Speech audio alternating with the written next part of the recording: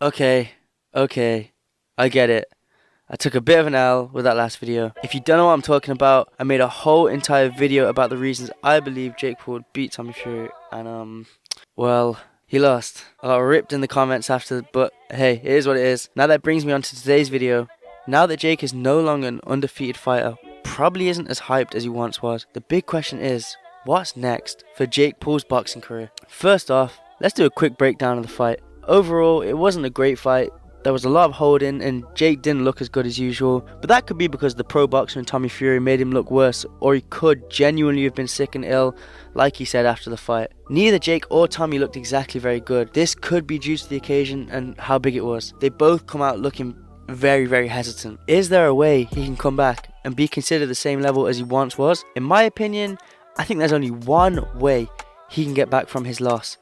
Considering he only lost on a close split decision fight against a pro fighter, he hasn't lost too much credibility, so I think the only way he can get his status back is by coming back and beating Tommy in a rematch, but in a very convincing fashion. Let's be real, Jake is no longer considered a YouTube boxer and has transitioned into the pro game, so he doesn't get away with a loss as easy as the other YouTube boxers. But we know how difficult the first fight was to get made, so really, what are the chances of a second fight actually happening? And if it does, how far in the future are we looking at this fight happening? The first took 2 years to make.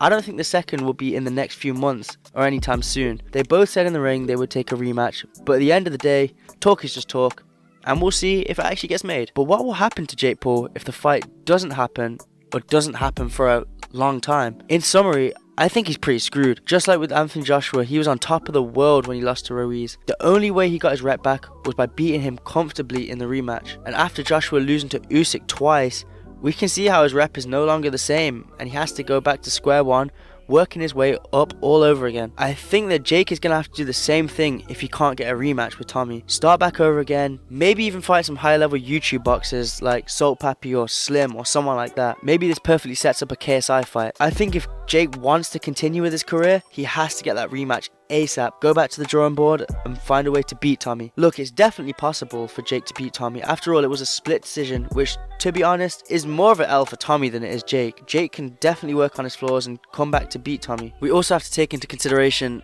this is Jake's first defeat. He's never tasted defeat before, so how will he handle it? Yes, he can go back and work on his flaws, but will he have the same motivation to carry on and train as hard as he was? We know what happens to some fighters after one loss. It completely changes them and they're never the same again. A loss can either make or break a fighter, and from what we've seen from Jake so far, it looks like he's handling it pretty well.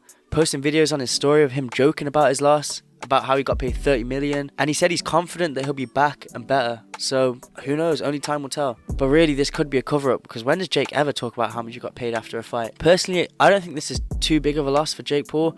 I think it's more of a loss for Tommy Fury going to a split close fight with Jake Paul, a YouTuber, and that's coming from him. Oh, and let's talk about that knockdown. I don't think that was a knockdown. I think anyone with a pair of eyes can see that was not a knockdown. I think it was a slip. It came off a punch, so I guess it should have been counted as a knockdown, but I don't think he was actually hurt by it. Anyways, what do you guys think? Do you think Jake will come back stronger than ever, or is that the end of his boxing career? Let us know what you guys think in the comments. If you enjoyed this video, make sure you smash a like, and if you want to see more videos like this, make sure you subscribe for more. That's it from us. We'll see you in the next one.